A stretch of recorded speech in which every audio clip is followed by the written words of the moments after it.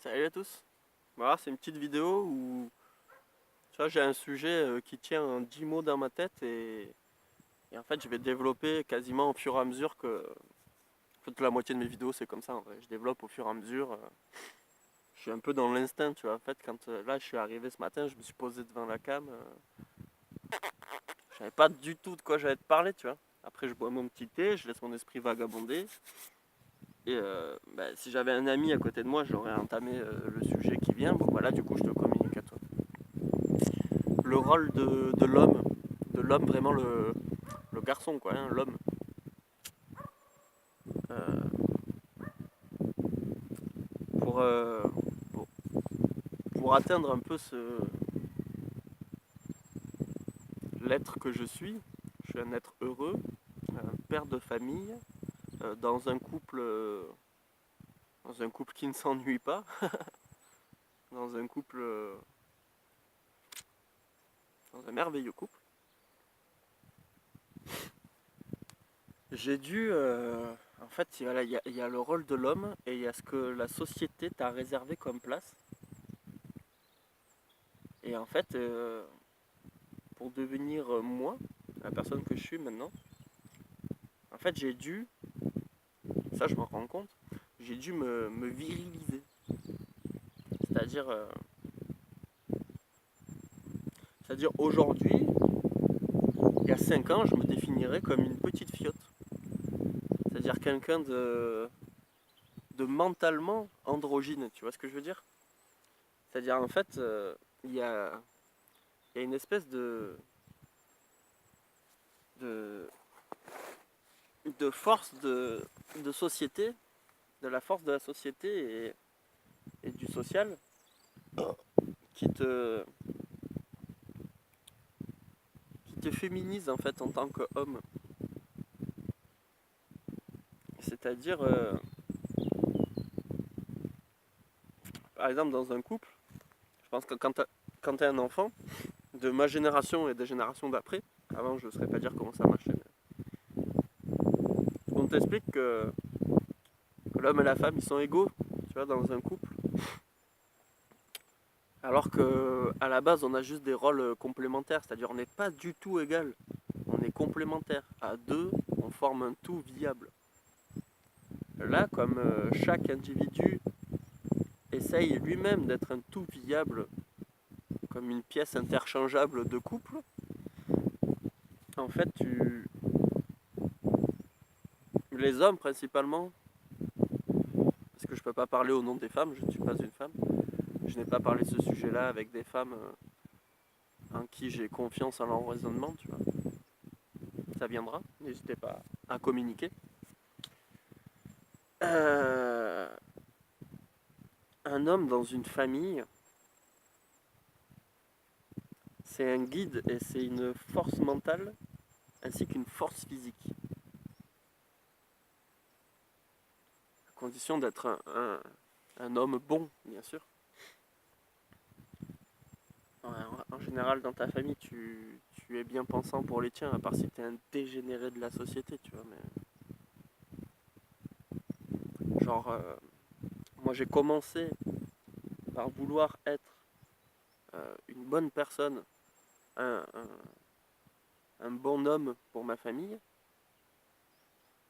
et, euh, et ce désir-là a fait que j'ai dû changer en fait. Le désir de devenir quelqu'un de bien pour ma famille, de, de souder ma famille euh, et d'essayer de rendre au maximum le bonheur que ma famille m'amène à ma famille, j'ai dû me masculiniser, me viriliser. Il y a des fois où euh, ma femme, je dois la forcer à choisir telle solution, je dois la forcer à sortir faire telle activité. C'est-à-dire, qu'est-ce que tu fais? Moi je veux faire ça, et je dois lui dire non, on va faire ça. Là, notamment il y a 3 jours, c'était non, non, on va pas rester à la maison faire des jeux, là on sort, on va ramasser du bois. Ça nous a pris 4 heures, il fallait remonter du bois d'un ravin, après il fallait l'amener sur un terrain vague pour le tronçonner, et après il fallait ranger tout ça à la maison. Tu vois. Donc c'est une activité physique, t'as potentiellement la flemme, tu vois, hein, si tu vis à partir du moment où cette vidéo sera mise en ligne. Je sais pas si t'en connais beaucoup comme ça qui vont dire à leur femme non, on va chercher du bois. Eh ben, en forçant ma femme, j'ai rendu sa journée meilleure en fait. Parce que, un, je l'ai fait sortir. Deux, on a fait une activité en commun. Trois, on a économisé des sous. 4, on a fait un exercice physique. 5, on avait la satisfaction du travail accompli. Et le fait d'être en mouvement dans un travail qu'on souhaite qui s'arrête déclenche chez nous tout un tas de stimulations pour la période d'après ce travail, tu vois. Ainsi que une fatigue physique, donc un entretien physique, une complicité. Et si tu es un homme et que tu n'oses pas dire à ta femme non, on va faire ça, ou à tes enfants, non, là, on prend tout le monde et on va dormir dehors. Non, on va manger dehors, tu vois. On va faire un rond avec des pierres, on va brûler du bois dedans et on va faire cuire notre nourriture. Euh, si ta femme se fait emmerder par le voisin, tu vois, même une petite réflexion à la con. Tu vas voir le voisin, tu lui dis écoute, soit tu respectes ma femme, soit je te tatoue la main sur la gueule, tu vois. T'es pas un violent. Tu as juste expliqué au voisin. Mais il faut que ta femme voie que tu es en train de te battre pour qu'elle se fasse respecter, tu vois. Bon, par exemple, moi, j'ai pas besoin de faire ça avec ma femme parce que ma femme commence à hurler avant même que j'ai vu qu'elle était en train de se faire manquer de respect. Donc, il n'y a pas de problème. Il a pas de problème avec ça. Mais je parle pas d'aller vraiment lui mettre la main dans la gueule. Hein. En vrai, concrètement, j'ai jamais fait ça de ma vie, tu vois. Et puis en général, la simple menace suffit, tu vois. La personne qui a gueulé sur ta femme, elle saura. Et c'est pareil avec tes enfants. Moi, ma gamine, elle a un problème. Tu vas à l'école, tu chopes l'enfant, tu le regardes dans les yeux, d'accord? Et tu lui dis, tu la laisses tranquille. Tu vas voir la prof, tu lui dis, ma fille se plaint de lui, tu vas lui dire que ça lui laisse tranquille. Ça marche pas, tu vas voir directement les parents. Enfin bref, tu agis. Tu interagis dans ton monde, il y a un problème, tu le règles. Tu dis pas, ouais, mais non, mais va demander au surveillant, va lui dire à ton prof. Si tu fais ça, t'es une merde. S'il y a un problème, c'est à toi de le régler. Je te dis pas d'arriver comme un gros violent, en gueulant, en lâchant des gros mots, en disant je vais tous vous niquer. Non, là tu deviens un abruti. Il y a un problème, tu vas voir l'enfant, tu lui dis écoute, ma fille elle me dit que tu l'embêtes. Est-ce que tu trouves que tu l'embêtes? Ah, du coup, l'enfant, de toute façon, il sait qu'il est coupable. Si tu arrives à détecter ça, tu le sais, mais tu vas le voir, tu le traites comme un adulte. Tu dis maintenant, j'aimerais que tu arrêtes, s'il te plaît. À quel moment l'enfant il va te dire t'oses? Et puis si ça arrive, tu prends les parents, tu dis écoutez, j'ai demandé à votre enfant de laisser tranquille ma fille, et il m'a envoyé chier, je trouve que c'est incorrect. Et du coup, je m'inquiète à propos de l'éducation de cet enfant. Donc, je suis venu directement vous voir pour en parler avec vous. Tu peux être sûr que le gamin ou la gamine ne fera plus jamais chier ton gosse de cette façon, tu vois. C'est pareil, s'il y a un problème dans ta vie, n'importe quoi, un manque d'argent. En fait, un homme, ça doit être sûr de lui, en fait. Parce que c'est ce qu'on attend un homme. On attend qu'il soit un guide et un protecteur. Donc, c'est pas quelqu'un qui doute et c'est pas quelqu'un qui ne sait pas quoi faire. Donc, c'est quelqu'un qui va te trouver une solution. Euh, Même si elle est juste mettre en place une solution dans sa tête, tiens, on a tel problème, ok, bah, pour compenser, on pourrait faire ça ou ça.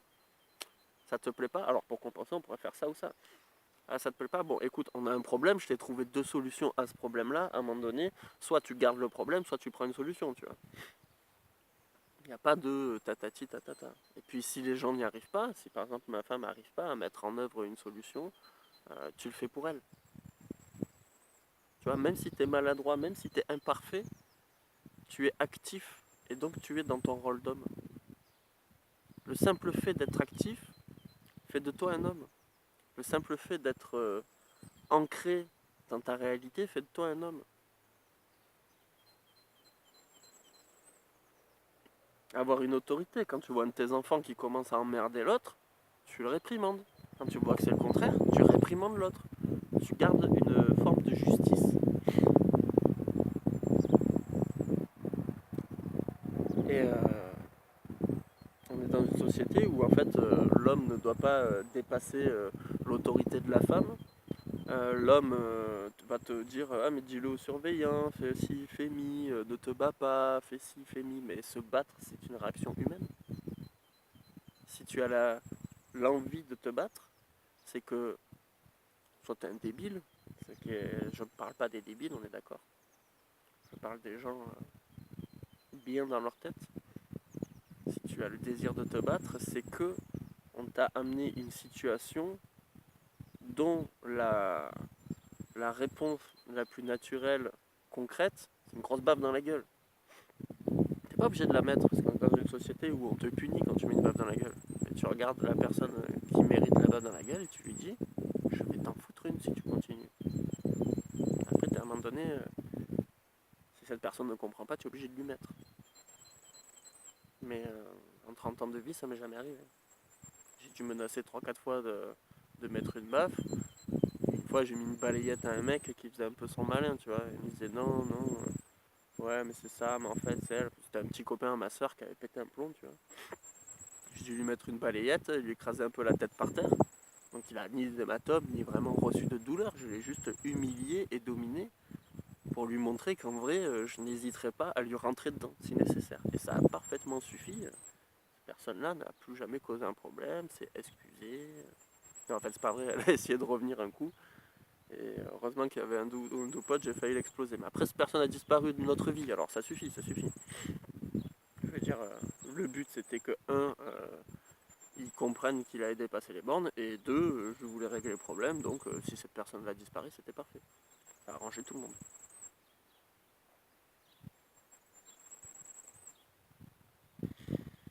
Mais j'ai peur quand je fais ce genre de choses, tu vois. Même si le mec, il était une tête de moins que moi et qu'il était un peu gringalé, je sais pas, il peut se retourner, prendre un bâton, t'exploser la tronche, tu vois. Si tu te fais surprendre un coup, t'es foutu. Être un homme, c'est dominer sa peur. Tu as peur, certes, c'est un sentiment qui te donne des informations sur la situation que tu es en train de vivre, mais ça doit pas être un sentiment qui te paralyse. Si c'est un sentiment qui te paralyse, c'est que la société a eu trop d'effet sur toi. Si tu as peur d'aller contre la vie de ta femme, c'est que tu n'as pas compris le rôle de l'homme et de la femme. Et inversement, être un homme, c'est accepter euh, les conseils de ta femme. Un jour, ma femme m'a dit, tu sais, moi, quand j'étais petit, mon père a réagi avec moi exactement comme toi, tu es en train de réagir avec les enfants. Et j'ai détesté ça. Moi, je lui dis, oui, mais bon, c'est la façon la plus logique de réfléchir.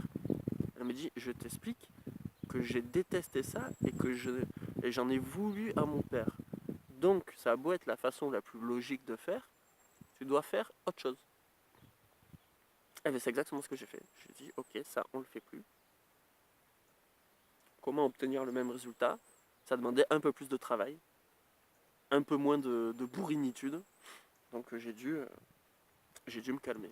J'ai dû me soumettre à, à l'esprit féminin, car ça faisait partie de la compétence de l'esprit féminin. Moi, j'étais aveuglé par mon rôle euh, de dominant et j'avais oublié de me mettre à la place d'un enfant de 8 ans. Et ma femme arrive et me dit, il faut te mettre à la place d'un enfant de 8 ans. Et maintenant, tu te dis, quand j'ai 8 ans, quelqu'un me fait ce que tu es en train de faire. Et là, j'ai fait, ah ouais, merde. Tu vois, on n'a pas, il faut pas non plus, on est complémentaires. C'est-à-dire, si elle a quelque chose à te dire, c'est intéressant, automatiquement. Si moi j'ai quelque chose à dire, c'est intéressant. Si moi je voyais une journée de merde s'annoncer, virement à 90 degrés, on va faire ça, tout le monde fait ça, on ferme ta gueule. Et même si l'activité est pas bon, le fait d'avoir fait cette activité a libéré l'énergie. Et tu sais tout de suite que tu vas passer un bon moment après cette activité si elle t'a pas plu. Enfin bref, dans un couple, il faut un homme et il faut une femme. Il faut un homme fort qui soit un guide et qui soit sûr de lui. Et il faut une femme sensible qui soit à l'écoute de chacun et qui soit capable de raisonner son homme. faut un homme qui comprenne qu'à un moment donné, c'est logique qu'il se fasse raisonner par une femme parce qu'il est un homme. Et que si la femme arrive et est dans son rôle, c'est elle qui devient la conscience de la famille et c'est à toi de t'y plier. Mais si inversement la femme est en train de gâcher une journée par fainéantise et tout, c'est à l'homme de venir et d'instaurer non, nous ne gâcherons pas cette journée. Nous allons la rentabiliser, nous allons l'optimiser, nous allons faire quelque chose. Et on peut pas dire à quelqu'un non, ne t'ennuie pas. On peut l'obliger à ne pas s'ennuyer, mais on peut pas lui dire je vois que tu t'ennuies, ne t'ennuie pas. Donc à un moment donné, tu es obligé de forcer cette personne à se mettre en action dans l'axe que tu as décidé. Et c'est ça un peu le côté masculin que je n'avais pas. Avant, j'étais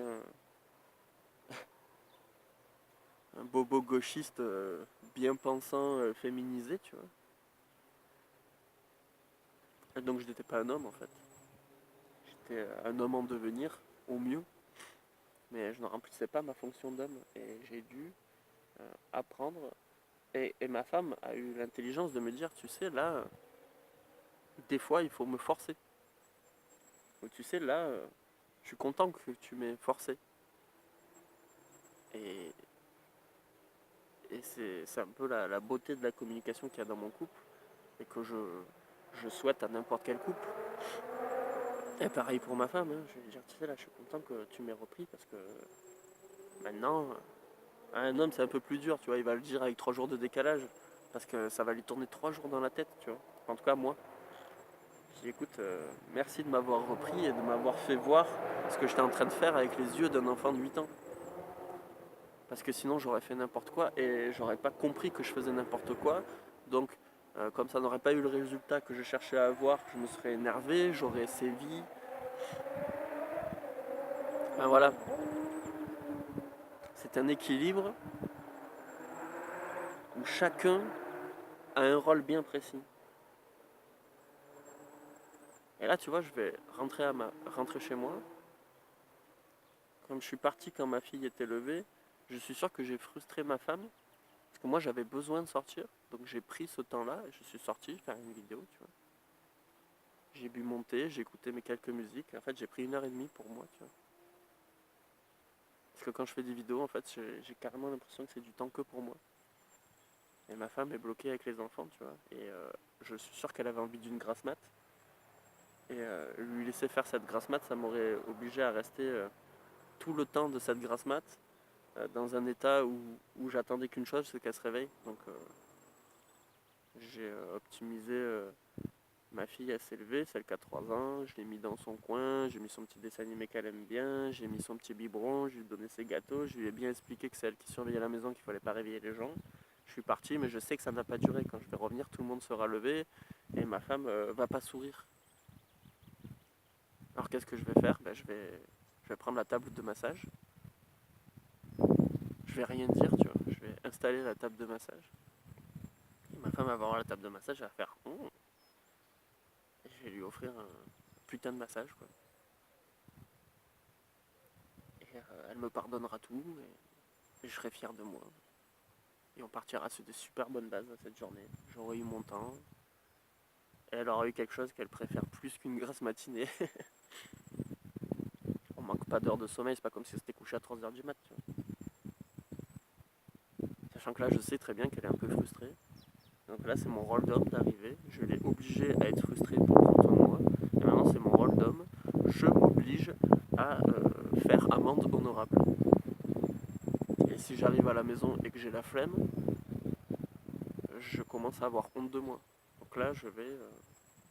c'est ça la violence de l'homme, c'est obliger les autres, mais c'est aussi s'obliger soi-même.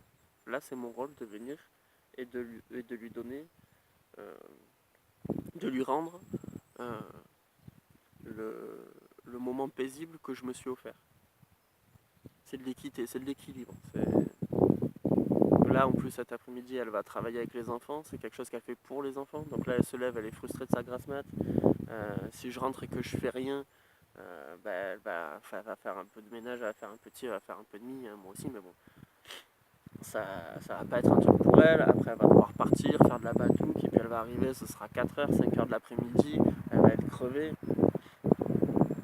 Et du coup, ça sera à partir de ce moment-là, mais elle aura passé une dizaine d'heures à se faire chier. En plus, elle a son deuxième jour de règles, donc tu vois, elle a un peu mal au bide, elle a un peu mal aux jambes.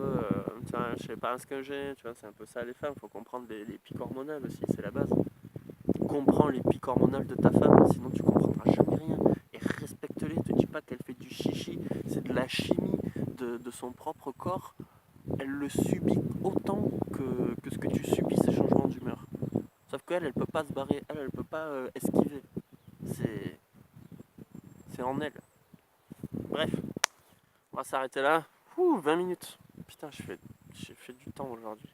Bon, merci à tous. À bientôt.